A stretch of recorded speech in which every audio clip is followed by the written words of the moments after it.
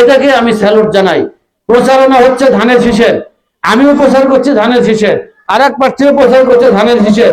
সুতরাং আপনাদেরকে বিভ্রান্ত হওয়ার দরকার নেই, প্রচারণা কিন্তু ধানের শীষেরই হচ্ছে। সংগ্রামী ভাইরা, আপনারা জানেন বাংলাদেশ পুরোপুরি গণতান্ত্রিক পথে যাত্রা তখনই শুরু করবে যখন একটা জাতীয় নির্বাচন হবে, সুষ্ঠু নিরপেক্ষ জাতীয় নির্বাচন হবে, অংশগ্রহণমূলক নির্বাচন হবে। যে অংশগ্রহণমূলক নির্বাচনের মাধ্যমে একটা নির্বাচিত সরকার যখন দেশ পরিচালনার দায়িত্বে থাকে তখন সেটা গণতান্ত্রিক পদ্ধতিতে রাষ্ট্র পরিচালনা বলা হয়। সেটা আমরা দীর্ঘ 16 বছর দেখি নাই, 17 বছর কিন্তু দেখি নাই। আপনারা এই 16 বছরে কে কে ভোট দিয়েছেন আর কে কে ভোট দেন নাই? কেউ ভোট দিয়েছেন? একটু হাত তুলে দেখাবেন যে আপনারা কেউ ভোট দেন নাই। কেউ? হ্যাঁ, আমরা কেউ ভোট দেন নাই। ভোট সেন্টারে আমাদের যাওয়ার সুযোগ হয় নাই। কারণ আপনি বাড়িতে আছেন, দেখছেন, যখন ভোট সেন্টারে গেছেন দেখছেন যে বলছে ভাই আপনার ভোট হয়ে গেছে, যাওয়ার সেন্টারে যাওয়ার আগে রাস্তায় বলছে আপনার ভোট হয়ে গেছে। আবার কোন মুরব্বী আছে ভোট দিতে যাচ্ছে, দেখবেন যে চাচা আপনার ভোট হয়ে গেছে, চাষিরটা হয়ে গেছে। তখন বলছে চাষি তো আমার মারা গেছে, তোমার চাষি 2 বছর আগে বা 3 বছর আগে, ওইটাও হয়ে গেছে। একজন মানুষ হজে গেছে বলছে ওইটাও হয়েছে। তো আসল ঘটনা হলো যে ভোট কি জিনিস আমরা এটা কিন্তু গত 16 বছর দেখি নাই। তো আমরা আপনারা যে আশা নিয়ে আজকে আমাদের নেতা বিএনপির ভারপ্রাপ্ত চেয়ারম্যান জনাব তারেক রহমানের নির্দেশনায় সারা দেশব্যাপী, বাগমারা সহ সারা দেশব্যাপী আপনারা জানেন উনি রাষ্ট্র কাঠামো মেরামতের জন্য 31টা দফা দিয়েছেন। কেন দিয়েছেন?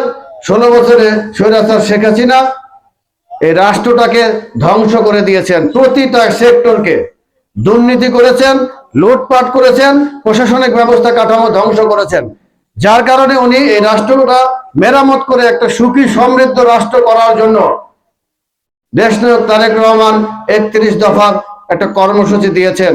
এই 31 দফার মধ্যে যেটা আছে, আমরা যারা কৃষক ভাইয়েরা আছি তাদের জন্য কি আগামী দিনে বিএনপির রাষ্ট্রীয় পরিচালনার দায়িত্ব যখন আসবে তখন সাধারণ মানুষের জন্য কি করবেন, কৃষক ভাইদের জন্য কি করবেন, নারীদের জন্য কি করবেন, আমাদের বেকার তরুণ যুবক যুবতীদের জন্য কি করবেন, প্রতিটা মানুষের জন্য উনি এই 31 দফার মধ্যে লিখে দিয়েছেন। যে এই 31 দফার মধ্যে যদি আমরা ইনশাল্লাহ আগামী জাতীয় নির্বাচনে জনগণের রায়ে আমরা বিশ্বাস করি বিএনপি রাষ্ট্র পরিচালনার দায়িত্ব পাবে ইনশাল্লাহ, এবং বিএনপি আগামী দিনে এই রাষ্ট্রের প্রধানমন্ত্রীর দায়িত্ব নেবেন আমার নেতা, আমার অভিভাবক বিএনপির ভারপ্রাপ্ত চেয়ারম্যান জনাব তারেক রহমান ইনশাল্লাহ।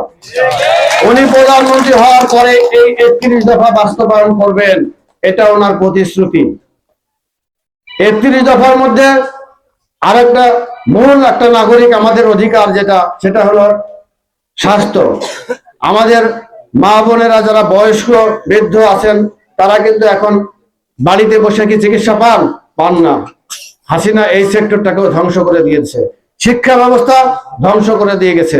আজকের শিক্ষা ব্যবস্থায় যেভাবে বিগত দিনে পরীক্ষা হয়েছে আপনারা দেখেছেন, এরকম পরীক্ষা বাংলাদেশে কখনো হয় নাই। প্রকৃতপক্ষে শিক্ষার মান ছিল 2006 পর্যন্ত, তারপরে কিন্তু শিক্ষার মান আর বাংলাদেশে আসে না। যার কারণে তারেক রহমান সাহেব এই 31 দফার মধ্যে সবকিছুই তুলে ধরেছেন, এবং আগামী দিনে আপনাদের আমাদেরকে উনি আহ্বান জানিয়েছেন আমাদেরকে এখন দেশ গঠন করতে হবে। এই দেশ গঠন করতে গেলে আমাদের কিছু নিয়ম শৃঙ্খলা মানতে হবে।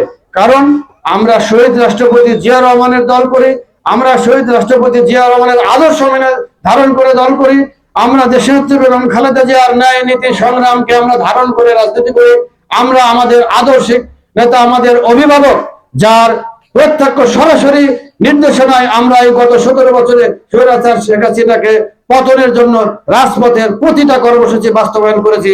এই নেতারা সবাই পরীক্ষিত কর্মীরা। সুতরাং এই পরীক্ষিত নেতাদের কাছে আরো কিছু দায়িত্ব উনি দিয়েছেন। আমরা যার যে পাড়ায় যার অবস্থান, নিজ নিজ পাড়াতে আমাদের মা বোনদেরকে বলবেন তারা যেন আগামী দিনে ধানের শীষে ভোট দেওয়ার জন্য প্রতিবেশীদেরকে বলে। ঠিক আপনারাও একইভাবে আপনাদের চায়ের দোকানে বসেন, পাড়া মহল্লায় বসেন, ক্ষেত খামারে যেখানে কাজে যাবেন, সবাইকে আহ্বান জানাবেন আপনারা আগামী দিনে ধানের শীষে ভোট দিবেন। ধানের শীষে ভোট দিলে বিএনপি বিজয়ী হলে, তারেক রহমান সাহেব রাষ্ট্র পরিচালনার দায়িত্ব পেলে আপনারা শান্তিতে ঘুমাতে পারবেন, আপনারা নিরাপদে বাজারে যেতে পারবেন, মা বোনেরা নিরাপদে শিক্ষা প্রতিষ্ঠানে যেতে পারবে, আপনার কোনো ধরনের বাধা আসবে না। আমাদের যারা হিন্দু সনাতন ধর্মাবলম্বী আছে, সকল ধর্মের মানুষ, আমরা এই দেশের মানুষ, আমরা সবাই বাংলাদেশি, আমরা শুধু বাঙালি না। জিয়া রহমান সাহেব প্রথমে বাংলাদেশি বলেছেন, আমরা সবাই বাংলাদেশি, আমরা পাহাড়ি না, আমরা সবাই বাংলাদেশি। সুতরাং সব ধর্ম বর্ণ নিয়ে আমরা একসাথে বাস করবো ইনশাল্লাহ। আমাদের প্রতিবেশীর বাড়ির মানুষ একটা হিন্দু ধর্ম বর্ণ ধর্মে থাকতে পারে, আমরা একজন আরেকজনের উৎসবে যেমন আমন্ত্রণ জানাবো, সহযোগিতা করব, তাদেরকে নিরাপত্তা দিব, কারণ তারাও আমাদের ভাই, তারা এই দেশের মানুষ, এই গ্রামের মানুষ, এই পাড়ার মানুষ। তাদের যে সামনে আপনার দুর্গাপূজা, এই দুর্গাপূজায় আপনাদেরকে আমি অনুরোধ জানাতে চাই আমাদের নেতার পক্ষ থেকে, আপনারা তারা যেন তাদের ধর্ম সঠিকভাবে পালন করতে পারে, তাদের এই উৎসব যেন সঠিকভাবে করতে পারে, আপনারা যে যার পজিশন থেকে সহযোগিতা করবেন। আমিও ব্যক্তিগতভাবে আগামী বুধবারে আমার হিন্দু ধর্মাবলম্বীদের যে ভাইরা আছে তাদের সাথে একটা মতবিনিময় সভা করব। আমি আমার বাগমারার প্রতিটা গ্রামের, প্রতিটা পাড়ার মহল্লার নেতা কর্মীদেরকে অলরেডি নির্দেশ দিয়েছি, তারা সবার সঙ্গে থাকবে। আপনাদের সঙ্গে থাকতে চাই, আপনাদের সহযোগিতা করতে চাই। আমরা আমাদের ধর্মের অনুষ্ঠান যেমন উৎসব যেমন পালন করি, আপনারা করবেন। বাগমারায় অনেক প্রার্থী আছে জানবেন। বিএনপি একটি গণতান্ত্রিক রাজনৈতিক দল, অধিকার আছে সবার প্রার্থী হওয়ার, সবার ভোট চাওয়ার। যে যেখান থেকে চাচ্ছে তারা ধানের শীষের ভোট চাচ্ছে, এটাকে আমি স্যালুট জানাই।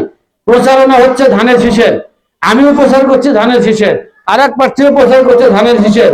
সুতরাং আপনারা কি বিভ্রান্ত হওয়ার দরকার নেই, প্রচারণা কিন্তু ধানের শীষেরই হচ্ছে। প্রার্থী ঘোষণা ইনশাল্লাহ খুব কম সময়ের মধ্যে হয়ে যাবে, তখন দেখবেন আর কোনো ভেদাভেদ থাকবে না। সবাই আমরা একসাথে ধানের শীষকে বিজয়ী করবো ইনশাল্লাহ। আমরা কি ধানের শীষে ভোট দিব? আমরা একটা হাত তুলে দেখাতে পারি সবাই? ধন্যবাদ, আলহামদুলিল্লাহ। আপনাদের এক একটি ভোট বিএনপি কে আগামী দিনে দেশনায়ক তারেক রহমানকে রাষ্ট্র পরিচালনার দায়িত্ব দেওয়ার এক একটা হাতিয়ার। আমাদের নারী নেত্রীরা আছে, তারা পাড়া মহল্লায় ধানের শীষে ভোট চাচ্ছেন, তারা কাজ করতেছেন ভালো, তাদের জন্য দোয়া করবেন। একটা কথা বলে আপনাদেরকে কষ্ট দিতে চাই না, শেষ করব। আপনারা জানেন আমার নেত্রী অনেক অসুস্থ, আমাদের মা বিএনপি চেয়ারপারসন দেশনেত্রী এবং খালেদা জিয়া অসুস্থ, আপনারা তার জন্য দোয়া করবেন। স্বৈরাচার শেখ হাসিনা দীর্ঘদিন তাকে কারাগারে বন্দী রেখে বিনা চিকিৎসায় তার শারীরিক অবস্থা আরো অবনতি হয়েছিল। আল্লাহ রহমতে এখন উনি কিছুটা সুস্থ আছেন, কিন্তু আপনারা দোয়া করবেন, আপনাদের দোয়া নিয়ে যেন আগামী দিনে উনি আমাদের সাথে আবারও এই রাজপথে আসতে পারেন। আপনারা দোয়া করবেন আমার নেতা, আমার অভিভাবক বিএনপির ভারপ্রাপ্ত চেয়ারম্যান জনাব তারেক রহমান সাহেবের জন্য, উনি যেন অতি দ্রুত দেশে এসে এদেশের এই ভঙ্গুর দেশের দায়িত্ব নিয়ে এই দেশটাকে একটা স্বনির্ভর রাষ্ট্র হিসাবে পৃথিবীর মানচিত্রে দাঁড় করাতে পারে। আপনারা আমার জন্য দোয়া করবেন।